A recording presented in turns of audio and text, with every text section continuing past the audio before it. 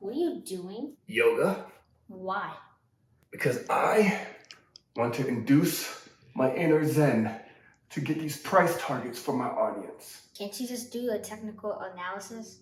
If white liberal women can appropriate an ancient Hindu physical and mental exercise and capitalize off of it, why can I not use it for marketing tactics? Dad, stop being a Karen.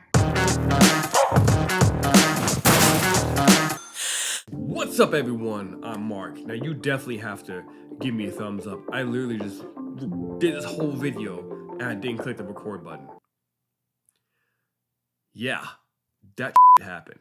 And this is going to be a long video, so please click the thumbs up and subscribe if you haven't done so yet. All right, before we get started, just real quick, there's some disclaimers here. This is just technical analysis. That's it. It has nothing to do with fundamentals. But when it comes to long-term investments, you should also consider fundamentals. The technicals are just great when it comes to finding entry points to start entering into positions and nibbling, okay?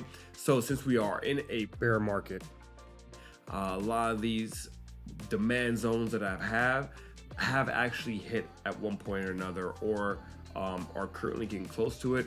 And some of these positions I actually got in myself. So by all means, just know that this is supply and demand.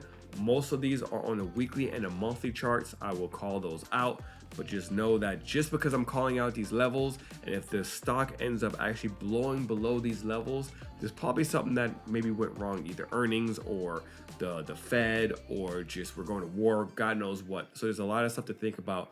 This is just technicals and technicals only, except for the very first one I'm going to cover, which is everyone's favorite because it's a cult-like stock.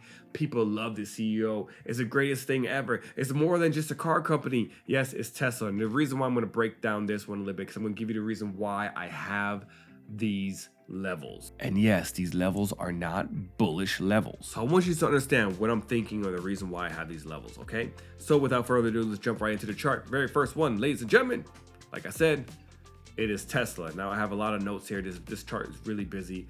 I started working on this back in June. As you can see, there was a resistance level that has now been established here on top. As you know, when it comes to support and resistance, once support breaks, it now becomes resistance. Once resistance breaks, it becomes support. So just know that when it comes to supply and demand, when the supply and demand zones break, they're done. They're no longer valid. It's over.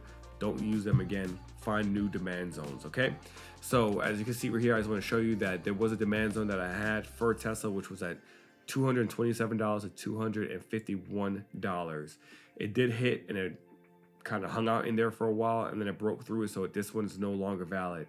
The next demand zone that I have for Tesla on the weekly demand was $188.55 to $207, with a strong support level at 207. It did break below that 207, but it did go back up, so there's just a wick area in there, and it did go into the demand zone, but it didn't break through the demand zone. That's why this one's still valid.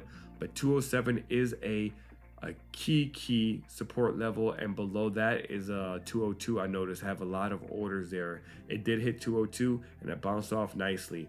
But if for some reason the 202 doesn't hold and ends up breaking below the demand zone, which at the bottom of the demand zone is $188, if it breaks below that, the next support level that I see is 165. That's why I keep calling out and saying, hey, Tesla's going to go to 165. I truly believe that within the next 6 months, Tesla is going to hit 165. I think the company is completely overvalued. I have a bunch of reasons why. I have a red flags written here on this little chart. We can go over that real quick as well. But if 165 does not hold, the next demand zone that I see on a weekly chart is 131.57 to $148.07. But here are the red flags and the reason why I want to go over these red flags, so you have an idea on the reason why I'm so bearish on Tesla. The first one. Everyone's excited that Elon Musk built a factory in China. What's the purpose of adding red flags if everyone's gonna ignore it?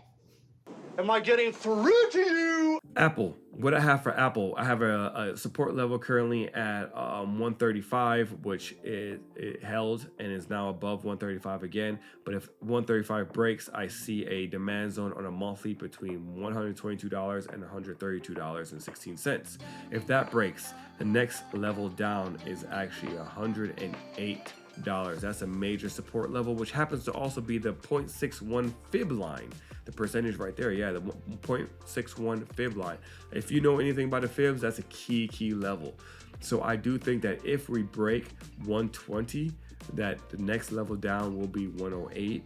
I don't think it's gonna break below 108, because if it does, oh boy, it's going all the way back down to $54.32 to $70.62, which is during the pandemic levels. I don't think it's going to go there, but it also happens to be where the 200-day EMA line is. Next one, Meta. Everybody hates Meta. All right, I bought Meta at 300. It's depressing, I know. There was actually, believe it or not, at 300 there was a strong support level, but that earnings came out and everything just completely tanked. So you see that long ass candle. Eventually that candle has to get filled. But right now it's actually getting really close to my next demand zone. It's actually kind of sitting on a support level right now, which is 130. But that support level has been tested multiple times. I do think we're going to go down to the next demand zone, which is at $113 to $118.56 on a monthly. Now, earnings are coming up soon. If the earnings are bad, this can definitely hit that demand zone for sure. Snap earnings were terrible. You saw that massive drop.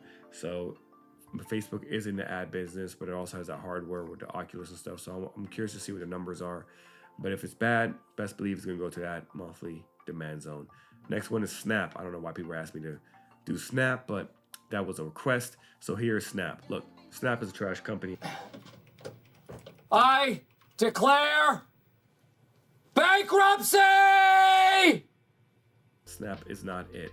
It's a speculative stock at this point, and it's a growth stock.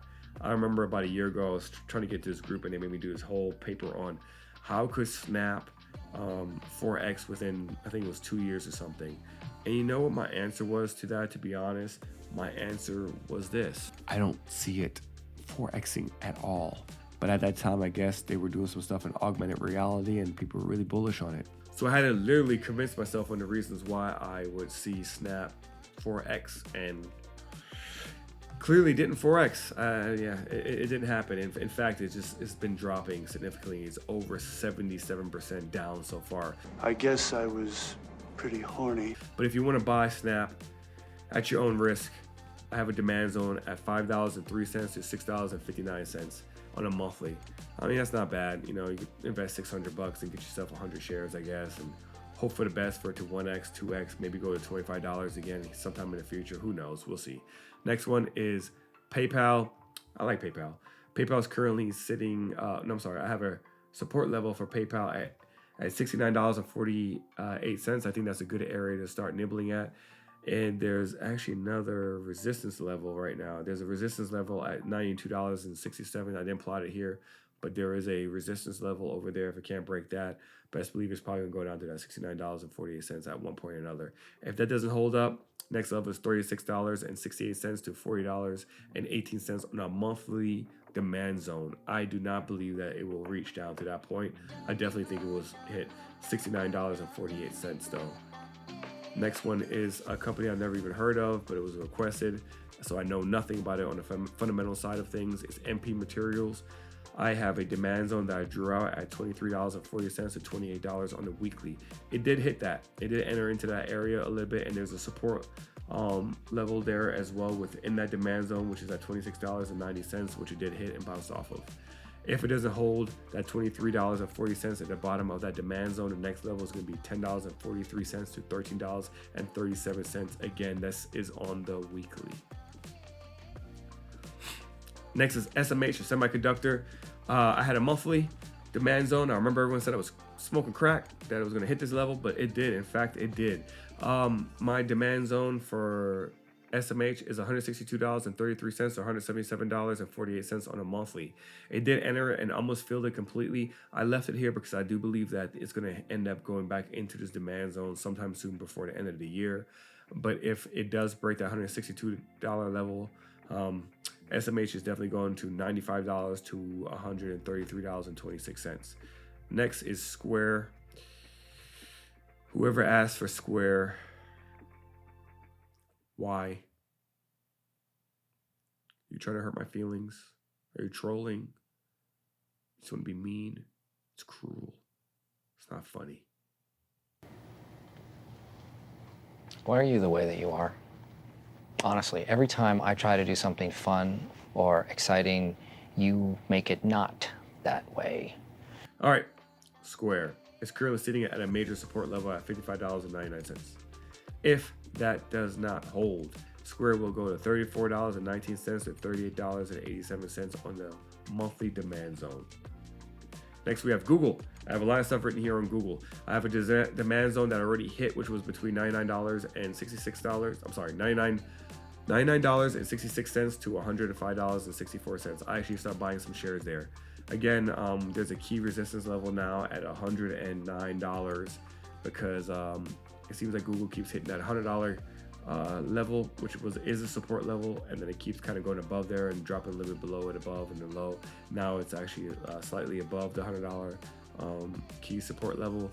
But if it drops and can't hold, the next support level is $90.87. But there's a demand zone right below it, which is at $85 to $89 on the weekly demand zone. That is the demand zone I'm looking to buy next at. If that doesn't hold, next one is $76.89. I don't think it's going to hit it. I hope it doesn't, but that's the next level that I'll see. Amazon on a monthly is between $90 and $100 on a monthly for Amazon. There you go. Already covered Meta. I don't know why I have it here again. NVDA. That's another one. People thought I was smoking crack. I had a demand zone initially, which it did break through. It was in the 120s to 134. I did enter at 134 and I bought some more at 128, but there is a resistance level here at 128.43. It did go back up. It touched it and got rejected. So we'll see what's going to happen here soon. But the next demand zone I have for NVIDIA is at $98.23 to $102.81 on a weekly. Next is Microsoft. Support level is at $231. It did hit that major support level. It did break below it, but it closed above it on the monthly chart. It's a good sign.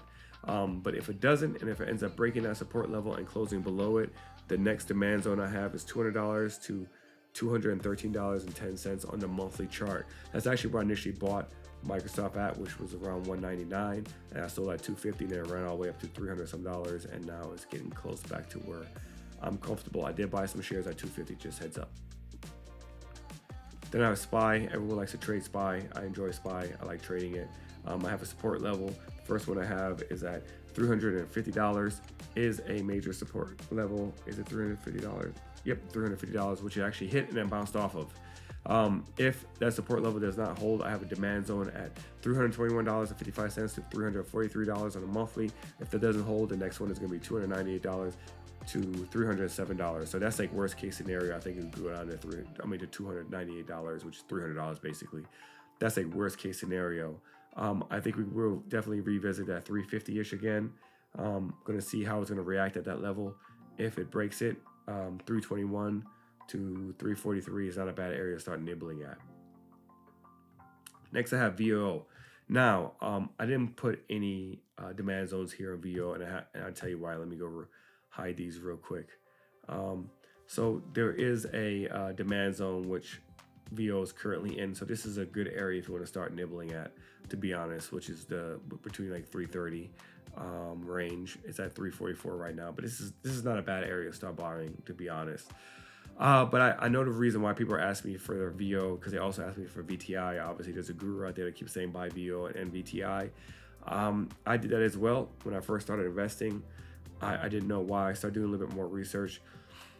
I personally feel there's no reason to own both VOO and VTI, and I tell you why. I'm going to show you the comparison, because even if you invest into both of them, their percentage returns are pretty much the same. Literally, like I'm going to put up VTI right now.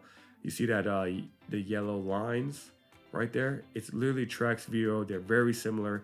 They're slightly off in percentages. I remember when I took profit and I sold all my VOO and VTI, because again, they're pretty much back to the prices where I bought them at. So I definitely did good there. There was only about like 3 to 5% difference in my returns with VOO and VTI. Whereas if you just buy VOO or VTI and then just choose one of those and then maybe add the NASDAQ, the QQQ, you can see there's a difference there in percentage, okay? There's a difference in volatility as well, but you have a massive difference versus them just tracking each other consistently without any major difference in return. So if you're going to get VOO or VTI or SPLG, they're all pretty much the same. They track the S&P 500. There's slight differences in the percentage that you get back, but then why not just invest also into QQQ if you have the money to do so? That's just my personal opinion.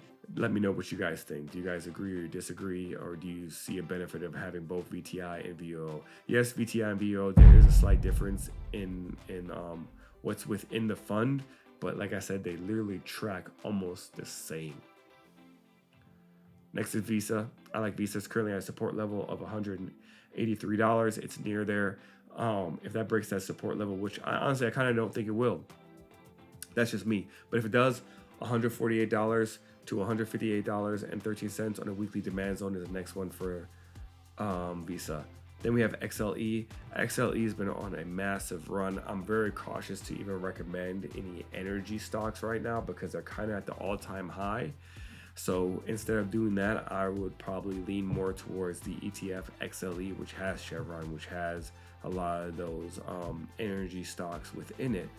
And I think maybe at some point or another, XLE will go back down to $64.46 to $69.29.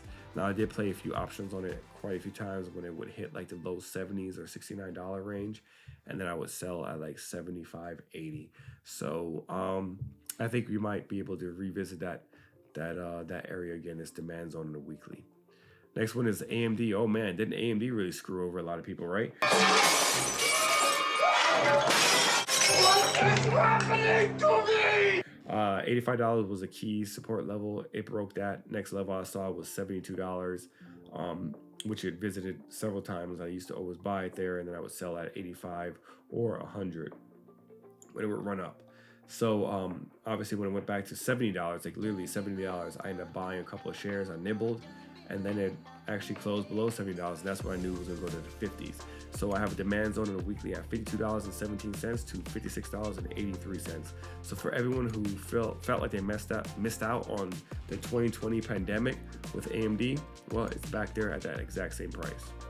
So I don't feel bad for taking profit. Nike, I'm not a big fan of Nike. There's a support level at $82.15. It's been respecting that support level, but if it breaks it, $63.41 to $74.33 is the next demand zone on the monthly. I do believe that Nike will get there. Then I have Waste Management. I had Walmart as well. I was confused, but I have a support level at $151.85. But I could see the Waste Management going down to the demand zone of $136.66 to $148.50. That's the demand zone that I have here. I actually plotted it in my last video live, but I didn't record like an idiot. Next one is Procter & Gamble. I know why people are asking for this one too. All right, on a monthly demand zone, I have $116.26 to $124 on a monthly. It actually entered in there earlier this month. It did not break below it yet. So there's a chance that you might be able to start nibbling within this area once again.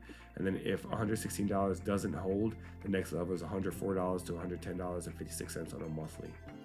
And last but not least, Verizon. Verizon had earnings. I remember when it was at $50-some. People said it would never get to $30 again, because I remember I plotted out the demand zones and I was like, man, it looks like it might go down to the 30s. They said I was smoking crack.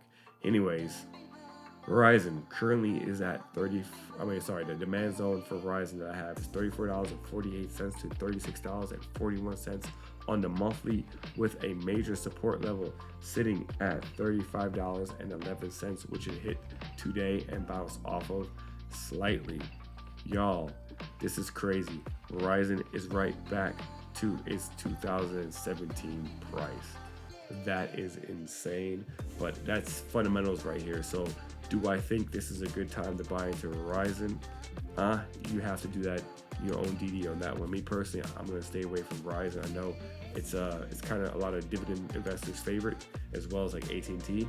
But if I'm looking at all the cell phone companies, I actually prefer T-Mobile, to be honest. And if you look at the performance of T-Mobile, it actually did better out of all other carriers. So that was it, y'all. My name is Mark. I hope you enjoyed this. If you did, seriously, subscribe, please, and give me a thumbs up and literally share this. I went over all these prices.